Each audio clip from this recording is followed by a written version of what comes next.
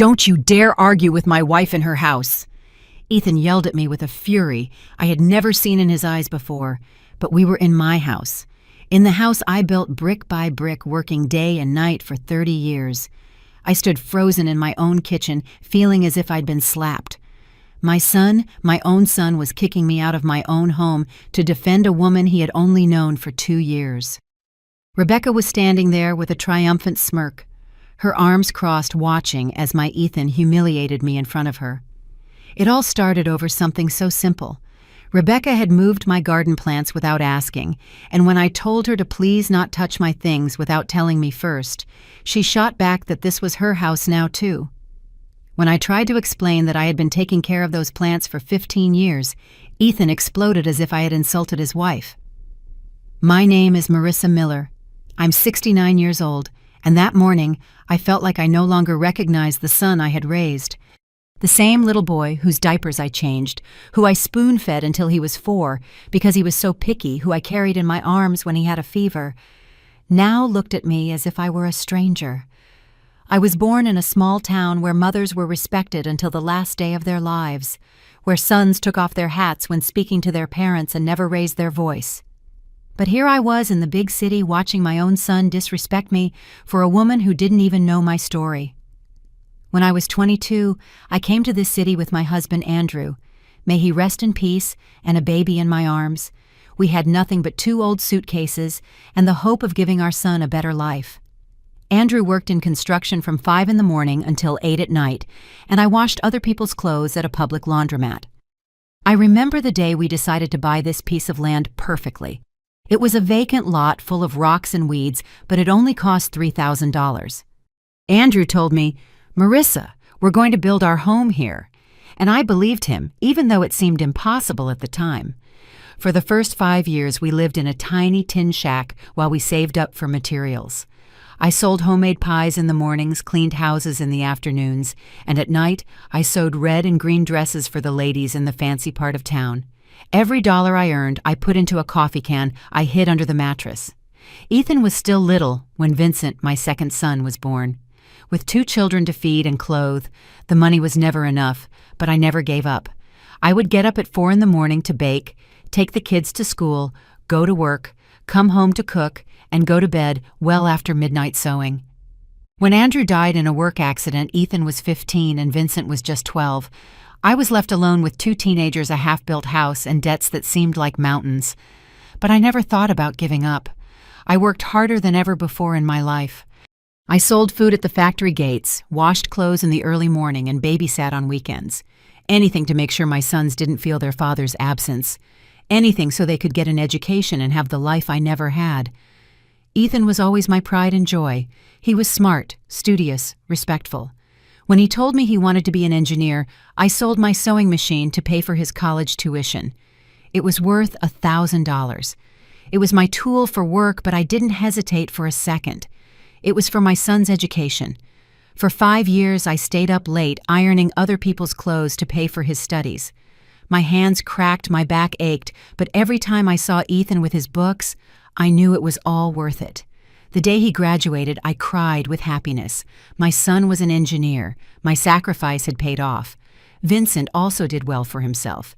He studied to be a computer technician and now works at a big company where he earns good money. He always visits me, brings me flowers, asks how I'm doing. But Ethan changed completely since he met Rebecca. He met her at a work party 2 years ago. Rebecca is a 35-year-old woman divorced with no kids who works in an office and is always very put together with her red dresses and high heels. From the first day he brought her home, I felt something strange in the air. It's not that I didn't want Ethan to get married. I always dreamed of seeing him happy with a good woman who truly loved him. But Rebecca had a way of looking at my house as if it were too small, too old, too humble for her. Her eyes scanned my furniture with disdain, as if everything I had bought with so much effort was worthless. At first it was small things. When she came for dinner, she always had a comment about the food. The sauce was too spicy, the rice was too watery, they cooked differently at her old house. Ethan always defended her, telling me not to be so sensitive, that Rebecca was just trying to help. One day they came over and told me they were getting married. I was happy, of course, though. I felt a strange pang inside. Ethan was my son, my companion, the only one left with me in this house since Vincent moved out on his own. But I swallowed my fears and supported them. I gave them the $3,000 I had saved up for a nice wedding. It was the money I had put away in case I ever got sick and needed expensive medicine, but I thought my son's happiness was more important. Rebecca barely thanked me, as if it were my obligation to give them that money. After the wedding, Ethan told me that he and Rebecca were going to stay in my house while they saved up to buy their own. I accepted gladly. I thought it would be wonderful to have our family together again, that maybe Rebecca and I could be like a mother and daughter, that she would help me with the housework. But from the very first day they arrived as a married couple, everything changed. Rebecca started moving my things without asking. She changed the living room curtains to some green ones she liked better. She moved my family photos to put up her own. She reorganized my kitchen her way, putting my pots in places I couldn't reach. When I told Ethan to ask me before changing things, he would reply that Rebecca lived here now too, that she had a right to feel comfortable. But I didn't understand why my comfort no longer mattered. It was my house, the house I had built with my own hands and my own sweat. Rebecca started inviting her friends over without telling me. They would arrive in the afternoons, sit in my living room, drink coffee from my pantry, and talk about me as if I wasn't there. They'd say things like, what a shame it was that Ethan had to live in such an old house, that surely when they had kids, they'd need to move somewhere bigger and more modern. One afternoon, I overheard her telling a friend on the phone that living with her mother-in-law was very uncomfortable, that I controlled her too much, that I didn't let her do anything her way.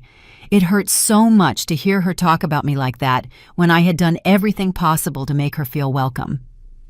Ethan started to change with me. He no longer asked how my day was. He no longer sat with me in the evenings to watch our TV shows like we used to. He no longer helped me with the heavy groceries. All his attention was on Rebecca, on making her happy, on giving her everything she wanted. When I turned 69, they barely wished me a happy birthday. Before, Ethan always bought me a cake and brought me flowers.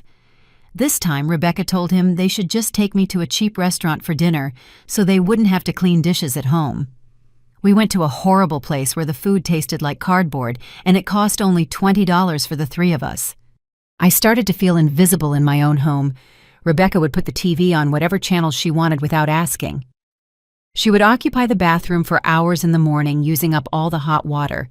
She filled the refrigerator with expensive food that only she ate, leaving less space for my things. When I tried to talk to Ethan about these problems, he would tell me I was exaggerating, that Rebecca was a hardworking woman who deserved respect. But I didn't understand why respect for her meant disrespect for me. One night I heard them talking in their room. Rebecca was telling him that I was too controlling, that I didn't let them live in peace, that I was always meddling in their business. Ethan replied that I was just used to living alone, that in time I would get used to having them there. But I wasn't meddling in their business. I just wanted them to respect mine. I just wanted to keep feeling like my house was still my house, not a borrowed place where I was the awkward guest. Rebecca started cooking only for herself and Ethan. She would make portions for two and tell me there were leftovers in the fridge from yesterday if I was hungry. I, who had cooked for my family for 50 years, now had to heat up cold food in my own kitchen. On weekends, they would go out together without inviting me. They went to the movies, to malls, to restaurants, and would come back late at night telling jokes and laughing while I stayed home alone watching television. Before, Ethan and I used to go out together on Sundays. We'd go to the market, buy plants for the garden, have breakfast at some street stand. One day I decided to address the problem directly. I told them I felt like I was no longer welcome in my own home, that we needed to set some rules so we could live together better. Rebecca looked at me with those cold eyes I knew so well and said that if I wasn't comfortable with the situation, maybe I should find another place to live. Ethan said nothing. He just stayed quiet, looking away as if the conversation had nothing to do with him. His silence hurt more than any shout. My own son was leaving me alone in this argument, allowing his wife to suggest I leave my own home. That night, I cried in silence, covering my face with a pillow so they wouldn't hear me. It was the first time in many years that I felt completely alone and abandoned. The following days were even worse. Rebecca had realized Ethan wasn't going to defend me, so her behavior became more brazen. She started moving things around when I went out to run errands as if she were marking her territory. One Tuesday, I came back from the market and found that she had moved all my garden plants. She had put them in a corner where they barely got any sun, telling me she needed that space for a new table and chairs she wanted to buy. I had cared for those plants for 15 years. Each one had its own story, its perfect spot where I knew it would thrive. When I explained that the plants would die in that corner, she told me that if I was so worried, I could give them to a neighbor. She talked about my plants as if they were trash in the way. Ethan was there listening to the whole conversation, reading his newspaper without saying a word. I told Rebecca to please not move my things without asking me first, that this was my house, and I had spent many years organizing it a certain way, that I understood she lived here now too, but that we could reach agreements without anyone feeling bad. That's when Ethan lifted his head from the newspaper and looked at me with a face I had never seen on him. His eyes were full of rage as if I had said something terrible. He jumped to his feet and walked towards me with his fists clenched. "Don't you dare argue with my wife in her house!" He yelled at me with a voice that sounded like a stranger's. "This is her house now too, and if she wants to move the plants, she'll move them. You have no right to forbid her from doing anything." I froze. Her house. My son had called my house, her house referring to Rebecca. The house that I had built brick by brick, paying for every cent with my sweat and my tears, was now hers. And I, the real owner, had no right to an opinion. Rebecca stood behind Ethan with her arms crossed and a little smirk of satisfaction. She had gotten what she wanted. She had turned my son against me. She had gotten him to yell at me and disrespect me. She looked so pleased, so sure of her victory. I told Ethan to lower his voice, that I was his mother and I deserved respect, that we could talk like adults without needing to shout. But he kept yelling, telling me I was a stubborn old woman who didn't understand that things had changed, that it wasn't just my house anymore. Rebecca came over and put her hand on Ethan's arm as if to comfort him, as if I were the villain in the story. She told him in a syrupy voice not to get upset that I was from another generation, and it was hard for me to adapt to change.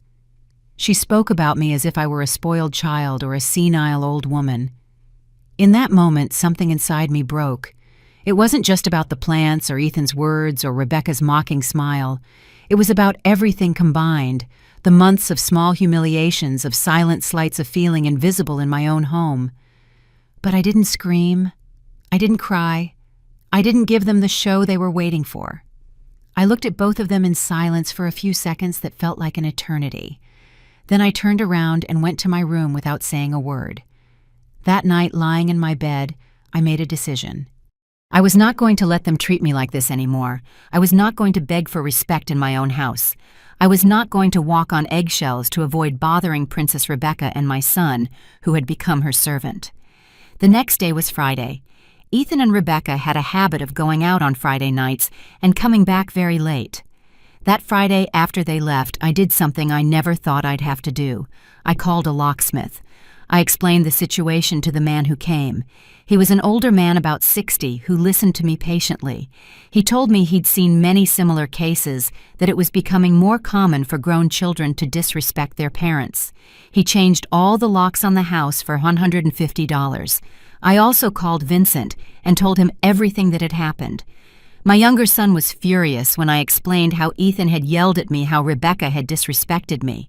He told me I did the right thing by changing the locks, that it was about time I set some boundaries. Vincent offered to let me stay at his apartment that night, but I said no.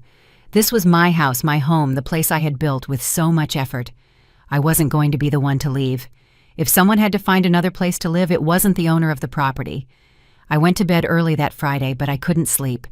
I knew that when Ethan and Rebecca came back and couldn't get in there was going to be a huge problem. But I also knew there was no turning back. I had already made the decision to reclaim my dignity. Around 1 a.m, I heard Ethan's car pull up, then his footsteps at the entrance, the sound of the key trying to open the door. Silence. More jangling of keys. Rebecca telling him maybe he had the wrong key. Ethan trying every key on his keychain. Then I heard their voices getting agitated. Rebecca asking what was wrong, why they couldn't get in.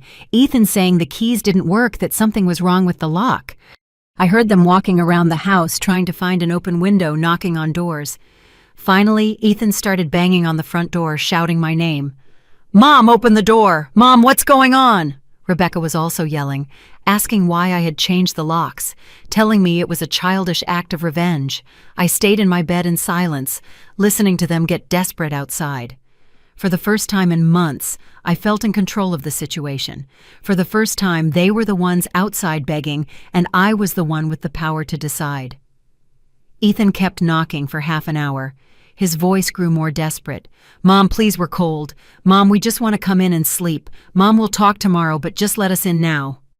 Rebecca had stopped shouting and was now talking to Ethan in a low voice. She was probably telling him to call my phone to find a hotel to do something to resolve the situation. But I had already unplugged the house phone. After a while, I heard them leave. They probably went to find a motel to spend the night. I stayed awake until dawn, feeling a mix of sadness and relief. Sadness for having to go to such extremes with my own son. Relief for having reclaimed the peace of my home. On Saturday morning, I got up early as always. I made coffee, watered my plants, cleaned the house.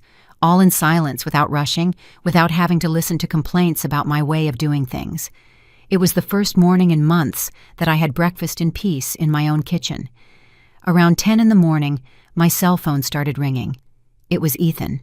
His voice sounded tired, defeated. "Mom, we need to talk. We're at Rebecca's friend's house, but we at least need to get our clothes and our things." I told him we could talk, but first he had to apologize to me for yelling at me for disrespecting me in my own house. There was a long silence.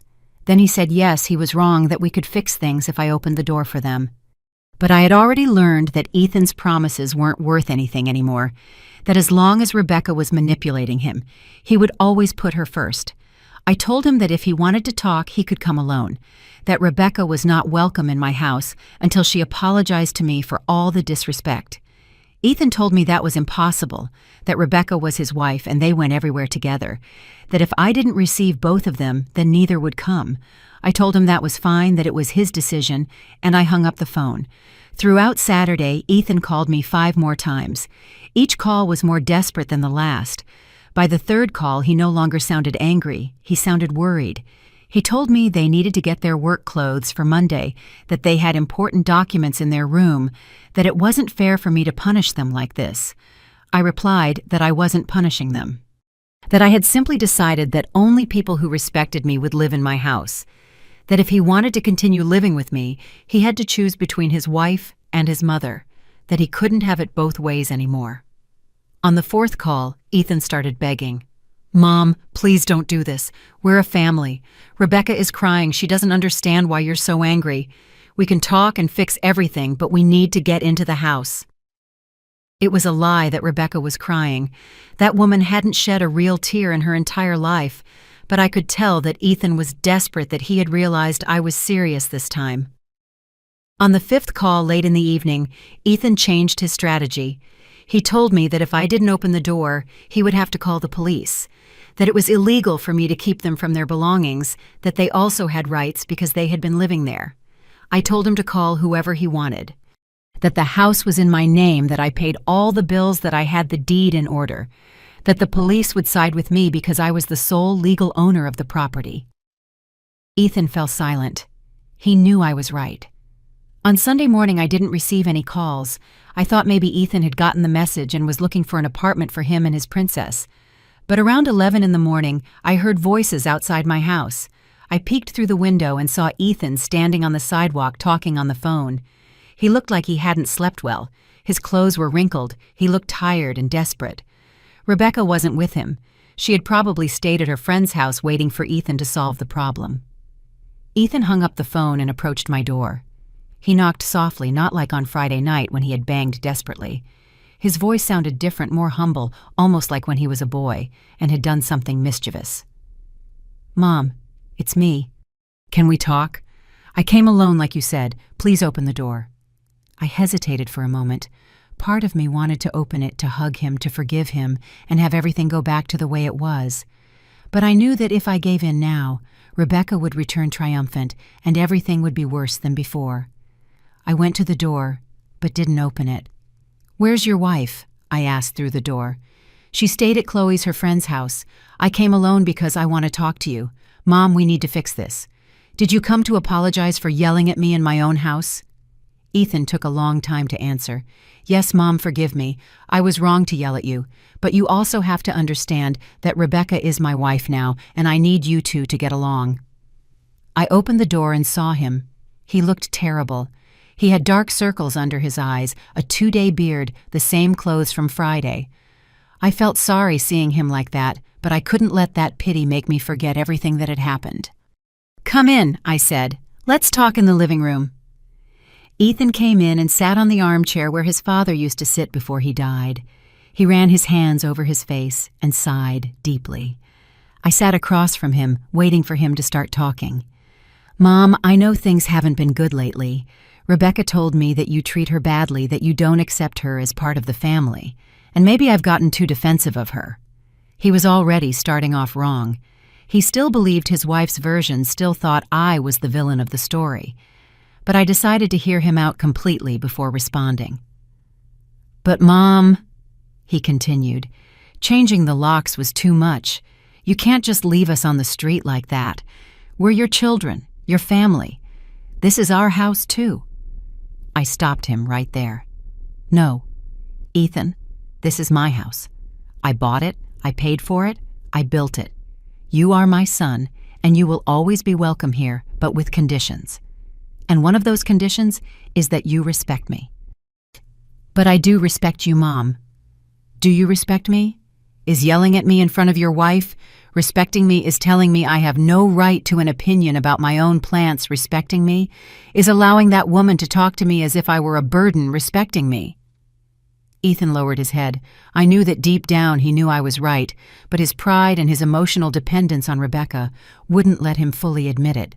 "Rebecca respects you too, Mom. It's just that you two are very different. She comes from another family. She has different customs. You need to give her time to adapt." "Time? Ethan, it's been 8 months since you got married. How much time does she need to learn to say please and thank you? How much time to learn not to move things around without asking, 'Look, Mom, this is how it is. Rebecca is my wife now. I love her, and I'm always going to defend her. If you can't accept that, then we have a very big problem.'" There it was, the truth. Ethan had come to talk to me, but he hadn't come to truly apologize. He had come to give me an ultimatum disguised as a conversation. Either I accepted Rebecca with all her slights and mistreatment, or I lost my son forever. I was quiet for a moment, thinking about everything I had sacrificed for this son. The years working double shifts to pay for his studies, the sleepless nights when he was sick, the thousands of dollars I had spent on his education, his clothes, his whims. "Ethan," I said in a very calm voice, "I love you too, but love can't be a one-way street. If you truly love me, you also have to defend me when your wife disrespects me." "Rebecca doesn't disrespect you, Mom. You're just too sensitive." Ethan stood up and started pacing the living room. He looked nervous, desperate. He knew the conversation wasn't going as he had planned. "Look, I need you to give me the new keys. Rebecca and I are going to keep living here while we save for our own apartment. But I promise we'll talk to her so she's more considerate of you." "More considerate? Ethan, your wife suggested I leave my own house. Does that seem considerate to you?" She was angry. She didn't mean it. "Of course she meant it. And you stayed silent when she said it. That was the last straw, Ethan. My own son leaving me alone while his wife was humiliating me." Ethan sat down again. He held his head in his hands. I could see he was struggling internally. Part of him knew I was right, but the other part couldn't accept it because it would mean admitting he was wrong, that he had failed as a son. "Okay, Mom. I'll talk to Rebecca. I'll tell her to apologize to you, but give me the keys, please. We can't keep sleeping in other people's houses." "No, Ethan. Forced apologies are worthless. Your wife needs to realize on her own that she has treated me badly. And you need to decide if you're going to continue allowing her to disrespect me. And in the meantime, we stay on the street." "You're not going to be on the street. You have a good job. You earn good money. You can rent an apartment. You can stay in a hotel. You can go to her parents' house. You have options."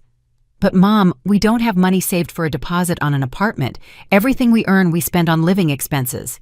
"That's not my problem, Ethan. You are married adults. You have to solve your adult problems." Ethan looked at me with a face I had never seen before. It was a mixture of surprise pain and something like fear. I think he was realizing for the first time that his mother had changed, that she was no longer the woman who gave in to everything just to keep the peace. He was quiet for several minutes. I stayed quiet too, letting him absorb the new reality. Finally he spoke, but his voice sounded different, smaller. "Are you really not going to give me the keys? I'm really not going to give you the keys. But the door to this house will always be open for you, Ethan. Only for you. When you decide that your mother deserves respect and consideration." Ethan stood up again. He headed for the door, but before leaving, he turned to me. "Okay, Mom. If that's your decision, I respect it. But I want you to know that you're destroying our family because of your pride." "No, Ethan. Our family started being destroyed the day you allowed your wife to disrespect me. I'm just trying to save what's left of my dignity." Ethan left my house without saying goodbye. I watched him from the window walking to his car with his shoulders slumped, defeated. I knew he was going back to Rebecca, and she would ask him what happened. I knew he would tell her about our conversation, and that she would be furious because I hadn't given in. I stood at the window until the car disappeared. My heart felt broken, but I also felt a strange sense of relief. For the first time in months, I had been able to speak without interruption, without anyone telling me I was exaggerating or being too sensitive. On Monday morning, I got up early as usual.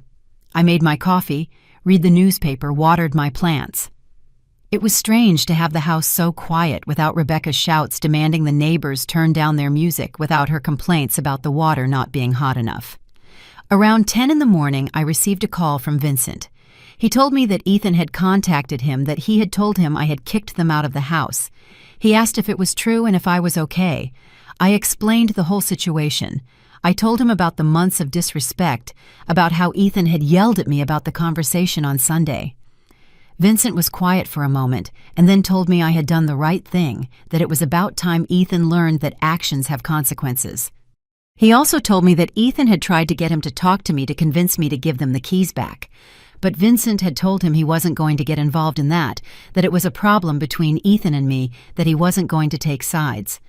I felt proud of Vincent in that moment. Even though Ethan was his older brother, he had understood that I was right. He told me that if I needed anything, any help, he was there for me. I didn't hear from Ethan for the rest of that week. He didn't call, he didn't come to the house, he didn't send any messages. It was as if he had completely disappeared from my life. Part of me was worried, but the other part knew he was fine, that he was just angry because he hadn't gotten what he wanted. On Wednesday afternoon, I was watering the plants in the garden when my neighbor Mrs. Davis came over. She had been living next door for 15 years, and we always had a good relationship. She asked about Ethan and Rebecca, saying she hadn't seen them arrive for several days. I told her what had happened without going into too much detail. Mrs. Davis listened attentively and then said something I didn't expect. "I'm so glad you finally set some boundaries with them, Marissa. That girl always struck me as very arrogant." I was surprised that Mrs. Davis had noticed Rebecca's behavior. I asked her what she had seen, and she told me that several times she had heard Rebecca yelling at the girl who helped me with the cleaning, treating her like she was her personal servant. She also told me that one day Rebecca had parked her car blocking Mrs. Davis's driveway, and when she had kindly asked her to move it, Rebecca had responded very rudely to wait 5 minutes, that she had more important things to do. These stories confirmed that I wasn't exaggerating. Rebecca really was a disrespectful person, not just with me, but with everyone. The problem was that Ethan was so blinded by her that he couldn't see her true personality. On Friday night, I was watching television when my phone rang. It was a number I didn't recognize, but when I answered, I heard Ethan's voice. It sounded different, more tired, more defeated than the previous Sunday. "Mom, it's me. I'm calling from a coworker's phone. Why aren't you calling from your cell? My phone got shut off and I don't have the money to turn it back on right now." It saddened me to hear that. Ethan had always been very careful with his money, always had his expenses under control. If he didn't have money for his phone, it meant they were really having financial difficulties. "How have you been?" I asked, although part of me already knew the answer. "Bad. Mom, really bad. We've been in a cheap hotel for a week, and we've already run out of money. Rebecca had to borrow from her sister just so we could eat these past few days. And why don't you look for an apartment? We've been to see several, but they all ask for 3 months deposit plus the first month's rent up front. It's like $2,500 that we don't have. Ethan paused for a long time. I could hear him breathing deeply, like when he was a boy and was about to cry. Mom, I need to ask you a favor. Could you lend us the money for the apartment? I promise we'll pay you back in 6 months. Ethan, you know I don't have that kind of money saved up. The $3,000 I had saved I gave you for your wedding, remember? But you could take out a loan from the bank. You have the house as collateral. Please, Mom, we're desperate. No, Ethan, I'm not going into debt to solve a problem that you two created. If you had been respectful to me, you would still be living in my house without paying rent. You chose another path. He was quiet for a long moment. Then his voice changed, became harder, more resentful. Really, Mom? Are you really going to let your son end up on the street because of your pride? You're not going to end up on the street, Ethan. You have a job, you have hands, you're capable. Look for a cheaper room to rent. Look for an apartment that doesn't require such a large deposit. Talk to your boss about getting an advance on your salary. There are many options. But none of those options are as easy as you forgiving me and giving me the keys back. Exactly. None are as easy. But life isn't always easy, Ethan. I worked for 30 years to build this house. Your father died when you were teenagers, and I kept going. I didn't have anyone to solve my problems for me. Ethan sighed deeply again. I could feel his frustration through the phone. Okay, Mom, I get your message, but I want you to know that Rebecca is very hurt. She says you never accepted her, that you treated her badly from day one. Ethan, I welcomed that woman into my house with open arms. I made her feel welcome. I tried to make her feel comfortable. If she feels rejected, it's because her own conscience is telling her she treated me badly. That's not true. Rebecca has always been respectful to you. Respectful, Ethan. Are you listening to yourself?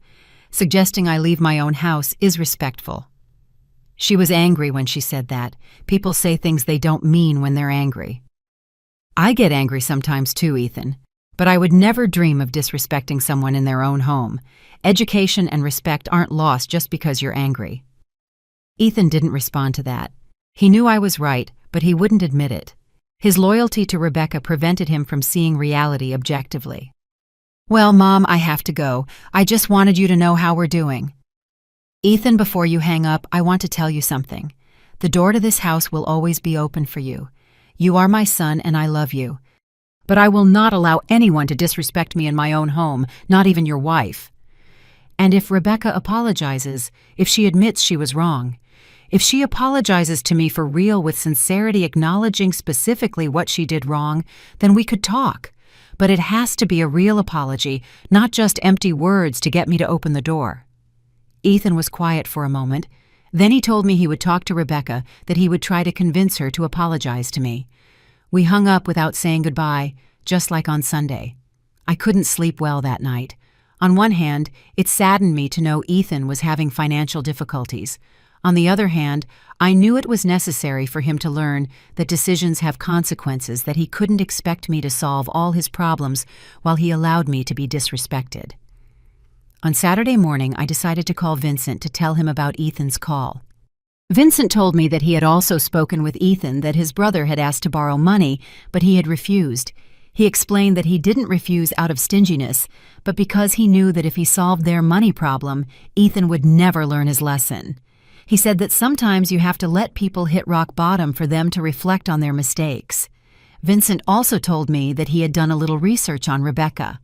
Out of curiosity, he had spoken with some acquaintances who worked at the same company as her. They had told him that Rebecca had a reputation for being difficult, that she had had problems with several coworkers because of her arrogant attitude.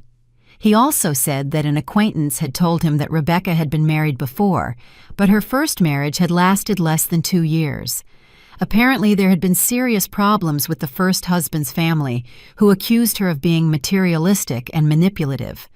This information worried me a lot. If Rebecca had had similar problems in the past, it meant that her behavior with me was not a coincidence. It was a pattern of behavior that repeated in her family relationships. On Sunday afternoon, I was reading in my garden when I heard someone knock on the door. I peeked through the window and saw a woman I didn't know. She was young, about 30, dressed in a very elegant green dress. She had blonde hair and was wearing expensive sunglasses. When I opened the door, the woman took off her glasses and smiled at me in a way that seemed fake from the very first moment. "Are you Mrs. Marissa Ethan's mom?" "Yes, I am. How can I help you?" "Nice to meet you, ma'am. I'm Susan, Rebecca's sister. Could we talk for a moment?" I invited her in, although something told me this visit wasn't going to be pleasant. Susan sat in the living room and looked around my house with the same expression of superiority I had seen so many times in Rebecca's eyes. "Mrs. Miller, I've come to talk to you about the problem you're having with my sister and her husband." "I don't have any problem, miss. They're the ones with the problem. They don't know how to respect their elders." Susan smiled in a condescending way, as if she were talking to a spoiled child. "Look, ma'am, I understand that sometimes it's hard to adapt when a new person joins the family, but Rebecca is a good, hard-working woman who loves Ethan very much. It's not fair that you're punishing them this way." I'm not punishing anyone. I simply decided that only people who respect me will live in my house. "But ma'am, they don't have money to rent an apartment. They're sleeping in cheap hotels, spending money they don't have. Ethan is very depressed. He's lost a lot of weight." It hurt to hear that about Ethan, but I wasn't going to let this woman manipulate me with emotional blackmail. "Your sister and my son are married adults, miss. If they don't have money, it's because they didn't manage it well. That's not my responsibility." Susan's expression changed. The fake smile disappeared, and I saw in her eyes the same disdain I had seen so many times in Rebecca's.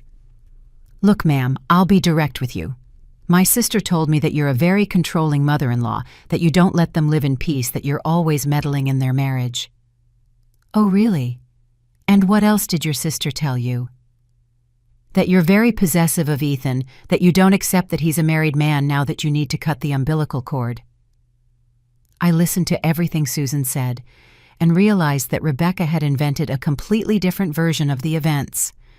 In her story, I was the controlling villain, and she was the innocent victim. "Miss, I'm going to tell you the truth of what happened, and you can believe what you want. For 8 months, I welcomed your sister into my home. I treated her with respect, with affection, as if she were my own daughter." Susan interrupted me with a wave of her hand, as if to say she wasn't interested in my version. "Ma'am, I didn't come here to argue about who is right. I came to ask you to be reasonable. Ethan is your son, your flesh and blood. Are you really going to destroy that relationship over a misunderstanding?" "It's not a misunderstanding. Your sister disrespected me in my own house, and my son defended her by yelling at me as if I were his enemy." Susan stood up and started pacing my living room. I could see she was losing her patience, that she had come expecting to find an old woman who was easy to convince. "All right, ma'am. What do you want? For Rebecca to come and beg for your forgiveness on her knees, for her to kiss your feet? What do you need to give them back the keys to the house?" "I want your sister to acknowledge that she treated me badly, to apologize sincerely. And I want my son to understand that I deserve respect in my own house." Susan laughed in a very unpleasant way. "Ma'am, you're living in the past. Families are different nowadays. Daughters-in-law don't have to obey their mothers-in-law as if they were servants." "I never asked your sister to obey me like a servant. I only asked her to respect me as the owner of the house. You know what, ma'am, I think you're jealous of my sister. Jealous because Ethan doesn't need you as much anymore because he has a young, beautiful wife who loves him." Those words hurt because I knew there was some truth to them. I had felt jealous when Ethan got married, not because I didn't want to see him happy, but because I was afraid of losing him. But that didn't justify the disrespect. "You might have a point, miss. Maybe I was jealous at first, but that doesn't justify your sister treating me badly in my own home." Susan sat back down and changed her strategy again. Now she spoke in a softer, more manipulative voice. "Look, Mrs. Miller, my sister asked me to tell you that she is willing to apologize to you. She recognizes that maybe there were misunderstandings, that maybe some things were said in a bad way." "Maybe. Misunderstandings. Your sister suggested I leave my own house. That's not a misunderstanding, it's a grave lack of respect." "All right, you're right. Rebecca was wrong to say that. She's willing to apologize specifically for that sentence. Not just for that sentence, for her entire attitude for 8 months, for moving my things without permission, for changing my house without asking me, for treating me like I was a burden. Susan sighed deeply. She looked frustrated because she wasn't getting what she came for. Ma'am, let's be practical. Ethan earns $800 a month. With that, they have to pay rent, food, gas, utilities. If you help them by letting them live in your house, they can save money faster to buy their own house.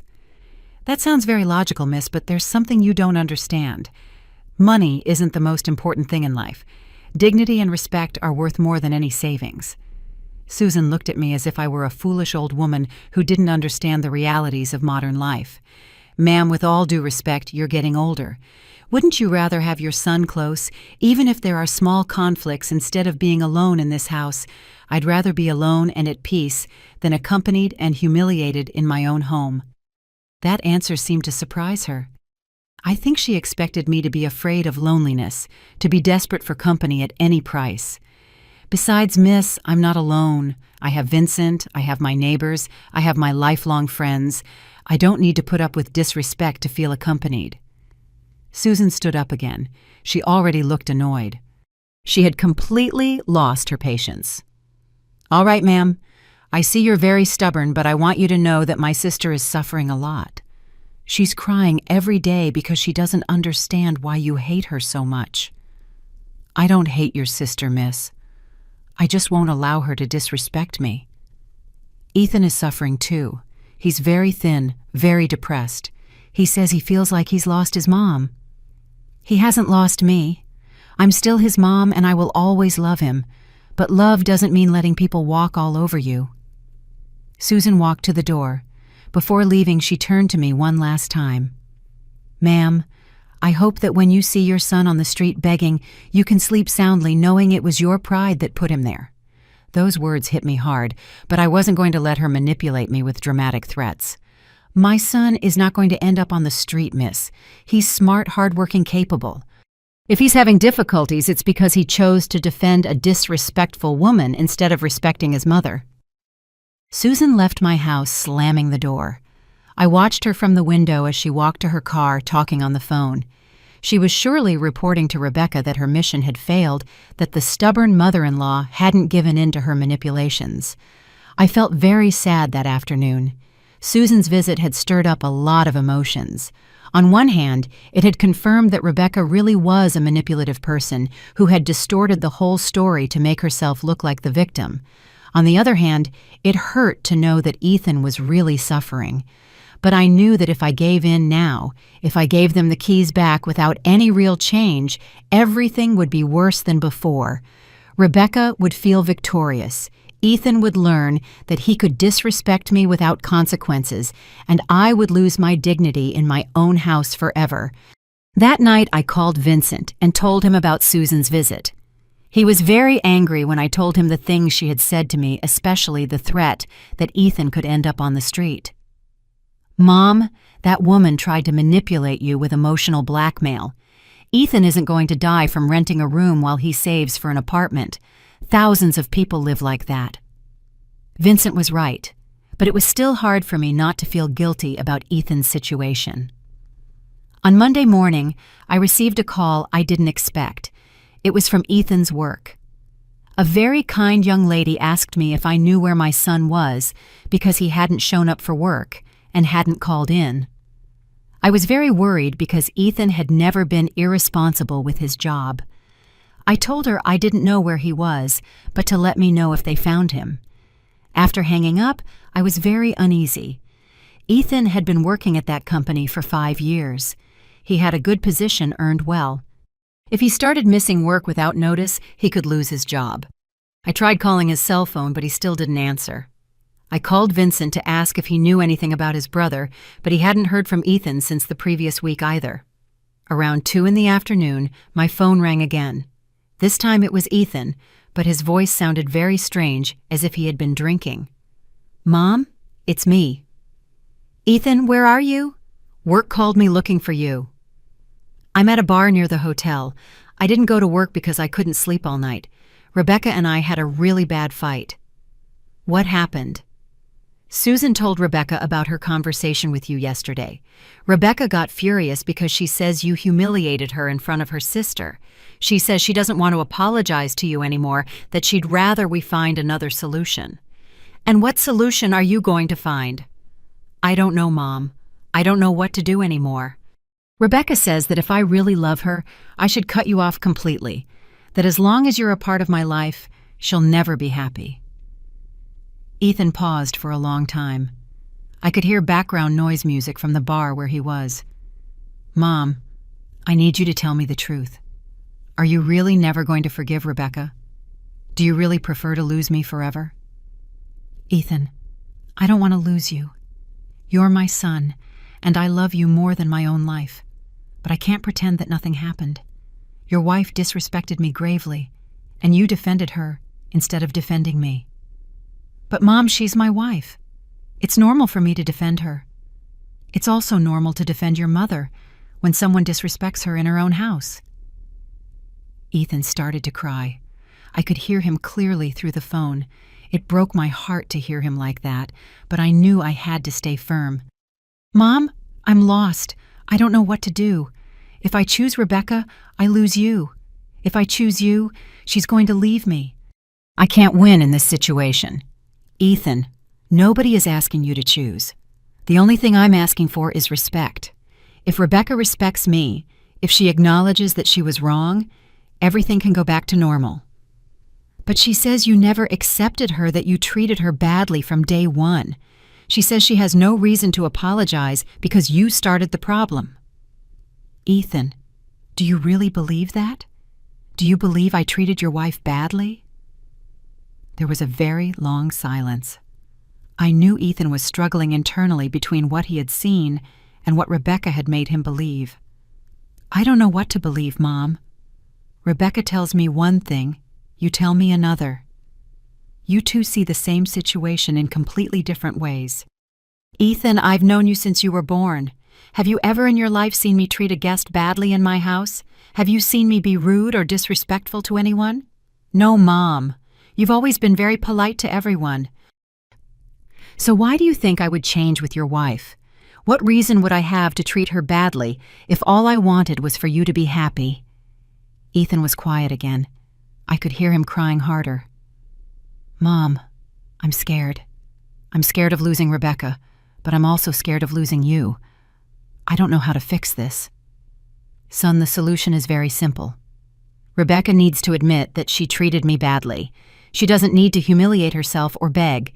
She just needs to apologize sincerely and promise that she will respect me. But she says she didn't do anything wrong, that she was just defending herself from your attacks. My attacks, Ethan, when did I ever attack your wife? Tell me one time I yelled at her that I said something offensive to her. Ethan couldn't answer because he knew I was right. In all the months Rebecca lived in my house, I never yelled at her, never insulted her, never disrespected her. Mom, I'm going to talk to Rebecca again. I'm going to try to make her understand that she needs to apologize to you. Son, but before that you need to go to work. You can't lose your job over these problems. Without a job, you'll be worse off than you are now. You're right. I'm going to the office right now to apologize to my boss. Ethan, one more thing. Stop drinking. Alcohol won't solve any problems. It will only create new ones. Yes, Mom, you're right. I love you. I love you too, son. Take care of yourself. After hanging up, I kept thinking about the conversation. It was the first time in weeks that Ethan had admitted even indirectly that I was right. It was also the first time he had shown doubts about the version of events Rebecca had told him. On Tuesday afternoon, I received another unexpected call. This time, it was Rebecca. Her voice sounded different, less arrogant, more nervous. Mrs. Miller, it's Rebecca. Could we talk? Of course. What do you need? Ethan told me that you're willing to forgive me if I apologize to you. I wanted to know exactly what you need to hear from me. I was surprised she was so direct. I expected more manipulation, more drama. Rebecca, I need you to specifically acknowledge how you disrespected me. I can't accept a generic apology for misunderstandings. There was a long pause. I could hear her breathing deeply, as if preparing for something difficult. Okay, I acknowledge that it was wrong for me to tell you to leave your own house. That was very rude of me. What else? It was also wrong for me to move things around without asking you. It's your house, and I should have respected your way of organizing it. I was surprised she was admitting these things so easily. But something in her tone of voice told me she wasn't being completely sincere. Rebecca, why are you suddenly willing to acknowledge these things? Last week your sister told me you hadn't done anything wrong. Because Ethan is in a really bad place, ma'am. He hasn't slept well in days. He's barely eating. He's drinking a lot. I'm afraid he's going to lose his job or get sick. There was the truth. She wasn't apologizing because she was truly sorry, but because the situation had become unbearable, and she needed everything to go back to normal. Rebecca, a real apology comes from the heart, not from desperation.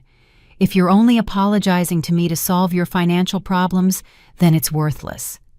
No, ma'am, it's not just because of the financial problems. It's also because I've realized that maybe I didn't handle the situation well when I moved into your house.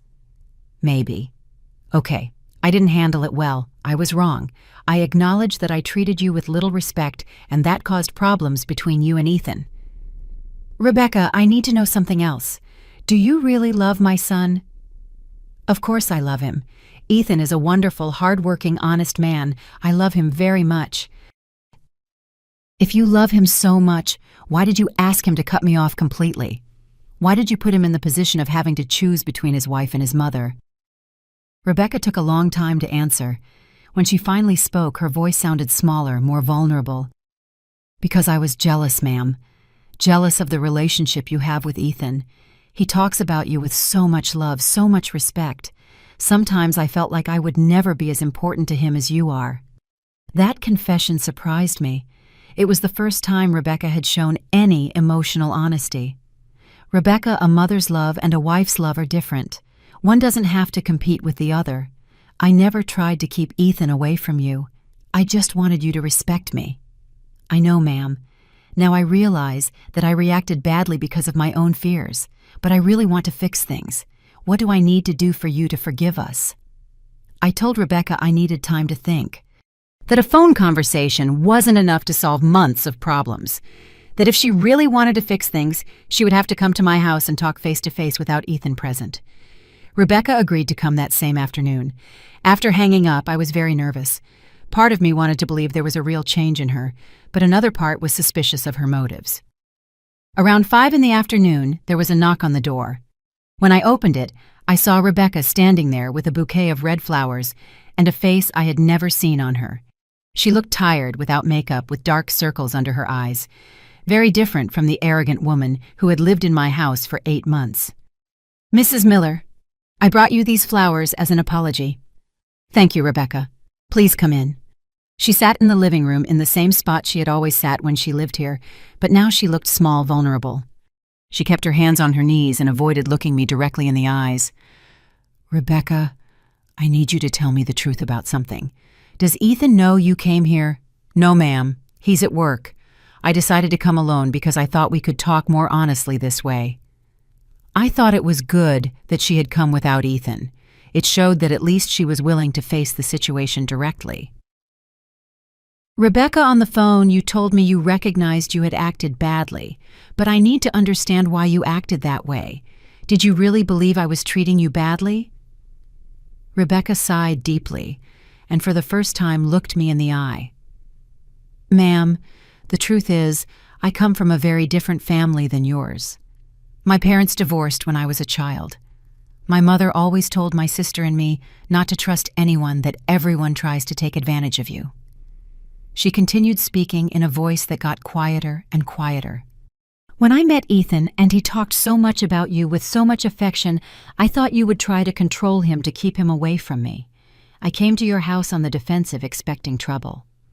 And what did you find when you arrived?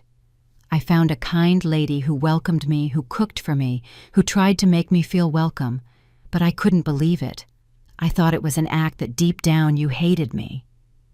Rebecca, why didn't you tell me what you were feeling? Why didn't we talk about your concerns? Because I was afraid that if I showed my insecurities, you would use them against me. I preferred to attack first before you attacked me. It hurt to hear that because I realized that Rebecca had spent months torturing herself with fears that were only a product of her own insecurities. Rebecca, I never had any intention of hurting you. All I wanted was for us to be a happy family. I know, ma'am. Now I realize that all my fears were baseless. But I had already caused so much damage that I didn't know how to fix things. And why do you want to fix them now? Because I see Ethan destroying himself over this situation. He doesn't tell me, but I know he misses this house a lot. He misses watching TV with you in the afternoons. He misses telling you about his work. I also realize that if Ethan loses his relationship with you because of me, one day he will blame me, and I don't want our marriage to be built on the destruction of his family. Those words surprised me. It was the first time Rebecca had shown real emotional maturity. Rebecca, are you truly sorry for how you treated me? Yes, ma'am. I am very sorry. I was rude, disrespectful, selfish. I had no right to treat you badly in your own house. I had no right to ask you to leave here. Her eyes filled with tears. They seemed like genuine tears, not manipulative ones. Ma'am, I know my apologies might sound empty after everything that happened, but I want you to know that I am truly sorry. If you give me another chance, I swear I will be the daughter-in-law you deserve. Rebecca, a second chance is earned with actions, not with words. If you come back to this house, how will you show me that you've really changed? I will respect your rules, your schedules, your way of organizing the house. I will ask for your permission before changing anything. I will help you with the chores without you having to ask me. And if we have a disagreement, if there's a problem, we will talk like adults with respect. I won't involve Ethan in our problems. If we can't resolve something between us, we'll seek outside help. I was quiet for a moment, observing Rebecca.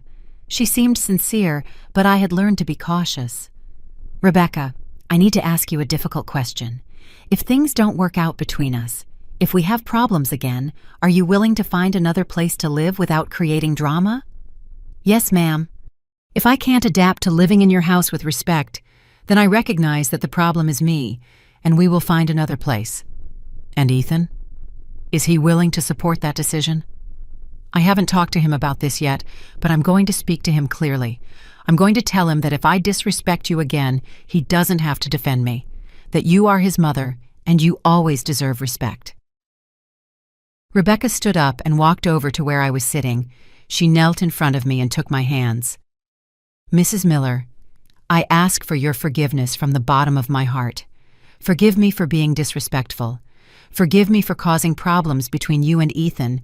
Forgive me for making you feel uncomfortable in your own home. Real tears streamed down her cheeks.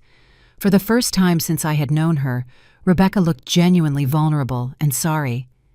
Please give me a second chance. I promise to be the daughter you never had. I promise to take care of you, respect you, and love you as you deserve. I started to cry too. All those months of pain, of humiliation, of feeling rejected in my own home came out in the form of tears.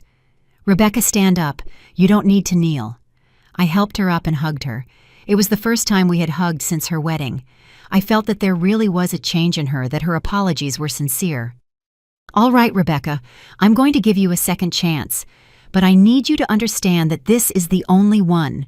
If there are problems again, there won't be a third chance. I understand perfectly, ma'am. I won't let you down. When do you want to come back? Could we come back tonight? Ethan is very depressed, and I think coming back to his home would do him a lot of good. Yes, you can come back tonight, but first Ethan and I need to talk. He also needs to understand some things. Rebecca nodded her head. Do you want me to tell him to come now? No. It's better if you go get him and you come together. I need to talk to both of you at the same time to establish the rules for living together. Rebecca headed for the door. Before leaving, she turned to me one last time. Ma'am, thank you for giving me this opportunity. I won't waste it. After she left, I sat in the living room processing everything that had happened. Part of me was happy that there was finally a possible solution. Another part was nervous, because I knew that second chances are more fragile than first ones. I went to the kitchen and made coffee for 3 people. I also took out some cookies I had made the week before. If Ethan and Rebecca were coming back, I wanted to receive them in the best way possible. An hour later, I heard Ethan's car pull up. I looked out the window and saw them get out together. Ethan looked nervous. Rebecca walked very close to him as if giving him moral support. When they knocked on the door, I took a deep breath before opening it. It was the moment of truth, the moment to know if we could really be a family again, or if all this was just a temporary illusion. I opened the door and saw my son standing there with a face that broke my heart. Ethan had lost a lot of weight. He had deep, dark circles, a neglected beard. He looked as if he had aged 10 years in these 2 weeks. But when he saw me, his eyes lit up like when he was a child. "Mom," he said with a broken voice and threw himself into my arms. I hugged him tightly, feeling him tremble in my arms. My son, my baby, had suffered so much because of this situation. We both cried without saying anything for several minutes. Rebecca stood in the doorway waiting. When we finally separated, I invited her to come in too. "Come on, let's sit down. We have a lot to talk about." In the living room, Ethan sat next to me on the sofa, very close, as if he were afraid it was a dream and I would disappear. Rebecca sat across from us, her hands clasped, nervous, but with a more humble expression than I had ever seen on her. "First, I want you both to know that I love you. Ethan, you are my son, and nothing will ever change that. Rebecca, you are my son's wife, and therefore you are also part of my family." Ethan took my hand and squeezed it tightly. "Mom, forgive me for yelling at you. Forgive me for disrespecting you in your own house. I have no excuse for what I did." "I know, son, and I forgive you. But I need you to understand something very important. I will always support you, but I will never again allow you to disrespect me no matter the circumstances." Ethan nodded his head, tears streaming down his cheeks. "I understand, Mom. I will never yell at you again. I swear on my dad's memory." Rebecca cleared her throat gently. "Ma'am, I also want to apologize to you in front of Ethan. I want him to hear what I said to you in private this afternoon." She turned to Ethan, but without taking her eyes off me. "Ethan, I treated your mother badly. I was rude, disrespectful, selfish. I said horrible things to her that I had no right to say. Your mother never treated me badly. I was the one who acted terribly." Ethan looked at her surprised. It was obvious he didn't expect such a direct confession. "Why, Rebecca? Why did you do that?" "Because I was scared, love. Scared that your mom would try to keep you away from me. I come from a family where everyone hurts each other, and I thought that's how all families worked." Rebecca stood up and walked over to Ethan. "But your mom showed me I was wrong. She never tried to keep me away from you. All she wanted was respect in her own house, and I didn't give it to her."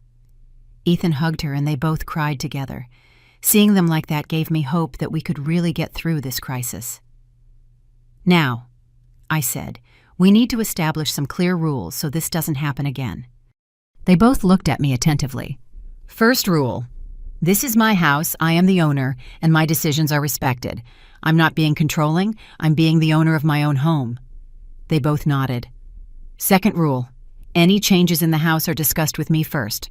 Furniture decorations, plants, organization. Everything is consulted." "Perfect, Mom," Ethan said. Third rule. If there is a problem between Rebecca and me, you two cannot automatically take sides. We have to talk like adults and resolve conflicts with respect." Rebecca timidly raised her hand. "Ma'am, what if I don't agree with one of your rules? How do we handle that?" "Very good question, Rebecca. If you don't agree with something, you tell me with respect, and we explain our points of view. But in the end, since it's my house, my decision is final." Rebecca nodded. "That seems fair, ma'am." Fourth rule, I continued. "Ethan, you can never yell at me again to defend your wife. If you think I'm being unfair to Rebecca, you tell me calmly and respectfully." "You're right, Mom. That was my biggest mistake." And fifth rule, we all contribute to making this house a happy home. Rebecca, you will help with the chores. Ethan, you will continue to be the loving son you always were, and I will try to be more patient and communicative. The rules seemed reasonable to everyone, but I needed to make something else clear. Now the most important thing. This second chance is the only one there will be. If we have serious problems again, we're not going through all this drama again. You will find another place to live with no hard feelings, but with no exceptions." Ethan looked at me worried. "Mom, really no more chances?" "Ethan, son, I'm 69 years old. I don't have the time or energy to be fighting in my own house. I want to live my final years in peace, surrounded by people who love and respect me." Rebecca stood up and walked towards me. "Mrs. Miller, you have my word of honor that you won't need to give us another chance. I will show you every day that I deserve to be in this family." "I trust you, Rebecca." The three of us hugged together. It was the first time in almost a year that I felt whole, that I felt like I had a real family again. "Ethan," I said, "go get your things. It's time for you to come home." That night, we had dinner together for the first time in weeks. Rebecca offered to cook, but I told her it would be better if we cooked together, that it was a good way to start really getting to know each other. While we prepared dinner, Rebecca told me more about her family, about her difficult childhood, about her fears. I began to understand why she had acted so defensively. It didn't justify her behavior, but at least I could comprehend it. Ethan looked more relaxed than I had seen him in months. He sat at the kitchen table, telling us about his work, laughing at the jokes Rebecca and I made. It was as if he had gotten his family back. After dinner, we sat in the living room to watch television like we used to. Rebecca snuggled up next to Ethan, but every now and then she would make comments to me about the show, including me in the conversation. Before they went to bed, Ethan came up to me. "Mom, thank you for giving us this second chance. I promise you'll never have to doubt my love and respect for you again." I hugged him tightly. "Son, you are the most important thing in my life. Everything I did was to protect our relationship, not to destroy it." Rebecca came over too. "Ma'am, thank you for teaching me what it means to be part of a real family. I will honor the trust you're giving me." I went to bed early that night, but I couldn't fall asleep immediately. I lay awake thinking about everything that had happened. The weeks of loneliness, of pain, of feeling rejected in my own house. But I also thought about the lesson I had learned. Sometimes it's necessary to lose something temporarily to truly value it. Ethan had had to lose the comfort of my home to realize what it meant to him. Rebecca had had to see Ethan suffering to understand that her behavior had consequences, and I had had to be willing to be alone to reclaim my dignity. The following months were different. Rebecca kept her word. She helped me with the cleaning without being asked. She asked me before changing anything. When we had different opinions, she expressed them with respect and accepted my decisions.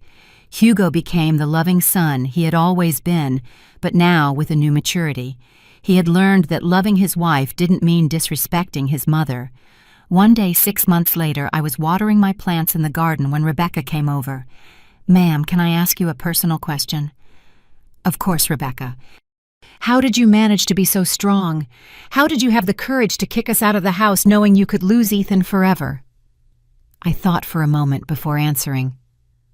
"Rebecca, when you're a single mother and you have to raise 2 sons, you learn that sometimes you have to make difficult decisions to protect what's most important." "And what was most important to you?" "My dignity. Because without dignity, nothing else is worth anything. I'd rather be alone and respected than accompanied and humiliated." Rebecca nodded thoughtfully. "Ma'am, thank you for teaching me that lesson. Now I understand why Ethan loves you so much." That afternoon, while I was having coffee in my garden, I felt completely at peace. I had gotten my family back, but more importantly, I had gotten respect back in my own home. Because sometimes the only way to win is to be willing to lose. And I had been willing to lose everything so as not to lose the most valuable thing I have, my dignity. My house was my house again, and for the first time in a long time it truly felt like a home.